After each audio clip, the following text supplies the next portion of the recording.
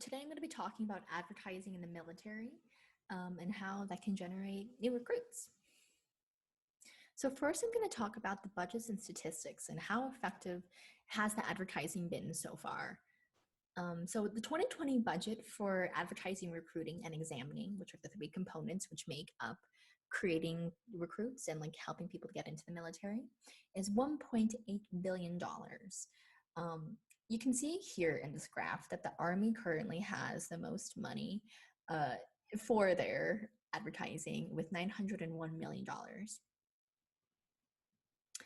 So for advertising, this includes things such as television, radio, magazines, newspapers, direct mail campaigns, recruiting booklets and pamphlets. But primarily right now, they're trying to focus on social media and digital advertising to really target the millennial slash Gen Z recruits. So currently there is a $746 million budget for direct advertising. But then in recruiting, they have a $918 million. So that's about 200, that's like $200 more million dollars for recruiting. So these are like recruiting stations and commands. So like direct physical locations you can go to and talk to a recruiter for. And these are also high school recruits. So it pays for like per diems, like housing and lodging, traveling, etc. And then there's examining. So this is like the physical fitness test or like health tests or anything that really need to like get past like being a prospective recruit and actually becoming a recruit.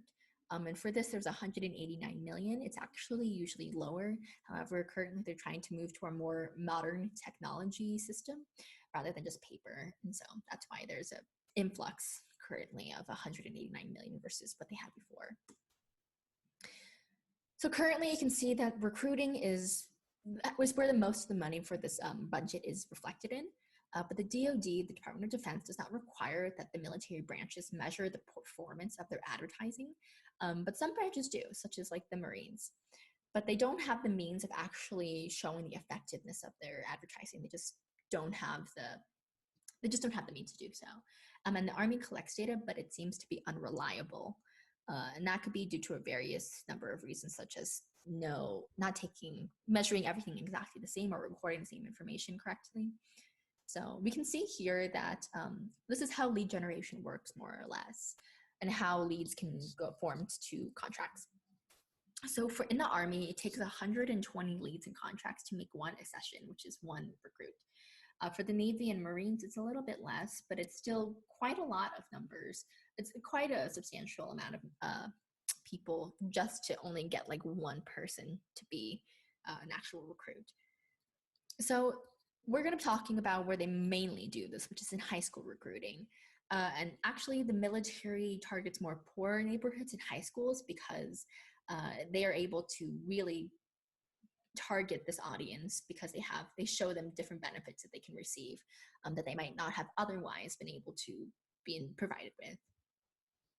So the military needs at least 180,000 new recruits each year just to replenish the people who are either retiring or have been killed in combat each year. And so how they do this is they try to sell an experience to students, saying you're doing great for your country, you're going to be making everybody proud, you're going to be getting education benefits, you're going to be getting medical benefits, etc. And they're trying to recruit by new means as well, just directly inside the high schools. So currently they actually have their own esports team and their own video game called America's Army. But like these esports teams have like either veterans in it or current military personnel, and they go in and actually play video games. So games that you would know, such as League of Legends, Call of Duty, Black Ops, etc., to like really show the new millennials and the new Gen Zers that the people in the Army are just like you. They like video games as well. They have their own lives. They're not just strictly Army personnel. And so they're also trying to do a new tactic, a new engagement resource with VR system trucks, where they say you can do a helicopter VR experience if you give them certain information, such as your name, street address, your GPA, and are you American citizen. And this is mainly just to create more leads and recruits to like follow up with people who might be interested in the military. So in 2017, a survey by the DoD responded that 49% of the respondents who said they would join the military, they said it was due to education benefits. Additionally, they have incentives with the Future Soldiers program, where it states that students can accrue up to $6,000 after your basic training if you do decide to enlist. So this is a graph to describe how likely it is that you will be serving in the military in the next few years. So this shows definitely / probably. And you can see that the aggregate score is 14% for 2017, whereas the summer before 2016, it was 12%. So it is a steady increase. However, but the Army is seeing that it's not as much as they would have liked. So now we're going to be talking about campaigns. So this is a timeline of the Army campaign, the Army slogans, which is what we're going to be focusing on, since all the branches of government have their own like slogans and campaigns. We're just going to be focusing on the Army. So they had Army of One 2001 to 2006, Army Strong from 2006 to 2018, and then for a brief year they had Warriors Wanted in 2018, but in 2019 they launched their whole new slogan, which is What's Your Warrior? So the previous strategy was Army Strong, right? Here is a video of their campaign launched in 2006. So this is the first video. And you can see that it's not as engaging. It's a little bit more somber, a little bit more serious. And it focuses on the strength of the Army and the people who enlist more than anything else. So we're just gonna watch a few seconds of this.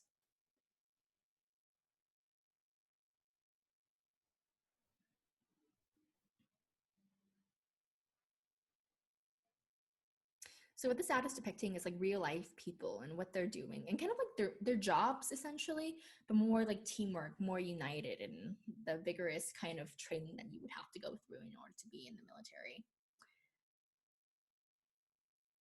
Okay, but yeah, Army Strong. It was outdated. It was created in 2006, and that's a big timeline because the people who they're trying to target are 16 to 24-year-olds, and so the people who would have resonated with this before are no longer interested, or they just have outgrown this slogan. And they also really liked this campaign because it had a strong central message in that we are united, the Army is united, and we will stand against anything, essentially.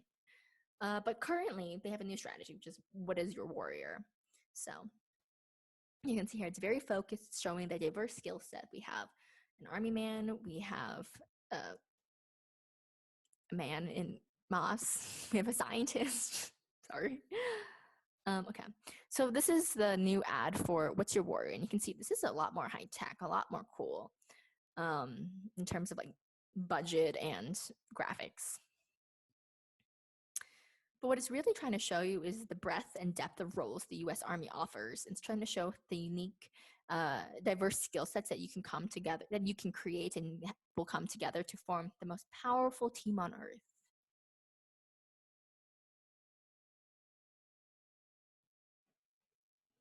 Perfect.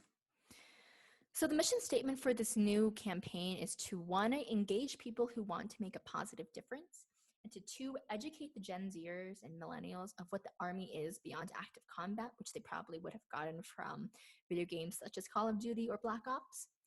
To 3, create a distinctive identity with the values of Gen Z to help, as opposed to like, the Navy or the Marines or the Coast Guard, etc. And then to 4, convert to target audiences respect and admiration for the Army into a relevant path within the military. So these were the 4 goals that they set out to do with this new campaign. So I'm going to analyze this with the 3 persuasive arguments, which is ethos, logos, and pathos. So ethos-wise, the U.S. Army is a credible source. It's something we think of innately as doing something good for your country, and it seems to be a trustworthy source, and is honorable, essentially. For logos, it shows that you can have new opportunities, and you can learn a diverse set of skills. And there's different visual imagery of different jobs and applications of those jobs that are relevant and kind of cool. And then for pathos, it's just an exciting ad. It makes you passionate, makes you driven. It's like, oh, wow, I really want to do that. That seems so freaking cool. And to show that you are a warrior, that you are someone who will defend your land, and you are someone who's passionate and driven and honorable. Additionally, it has a lot of us vocabulary to show that we are united as one, and that this is a team effort, that you are important and that you can help, essentially. So these are some of the comments from that YouTube video, from that What's Your Warrior ad campaign. So some people have mentioned that this looks like a Call of Duty add-on or something, or that they're just making video game trailers, or that it's enlist baits. But some people are saying, wow, one of the best Army commercials I've seen. I see this as a 20-year-old Navy vet and recently retired. Proud of my brothers and sisters in the Army. So people are saying that this is a pretty cool advertisement overall. Like the graphics are amazing, it's clean, it's slick, it's very catering toward the demographic that they're trying to reach. But people can't get over really like how much it kind of looks like a video game. So with that said, I'm going to ask, is this campaign effective? And my analysis says that yes, it is effective in terms of generating interest within the Army. However, there are some ethical concerns, such as, is it okay to make the Army seem like a video game? Um, and is there efforts to make the Army more realistic? Did it actually achieve that goal? Because if people are comparing it to a video game, it's not particularly realistic in terms of helping people get over that the only thing you can do in the Army is just an active combat role. But it did succeed in being more engaging than the prior slogan and advertisements. But it's also too early to tell how effective it is in generating leads for new recruits. Obviously, because it just came out in 2019, but also because of this whole COVID thing going on, there's not a lot of recruiting happening. There's not a lot of going door to door. So this is going to show like a decreased spike of people who are recruiting and people who are wanting to enlist within the military. From the Secretary of the Army, Ryan D. McCarthy, they said, "We know today's young men and women want more than just a job. They desire a powerful sense of identity and to be part of something larger than themselves." And I think that really just sums up what the Army is about and what they're trying to do. But yeah, these are my sources.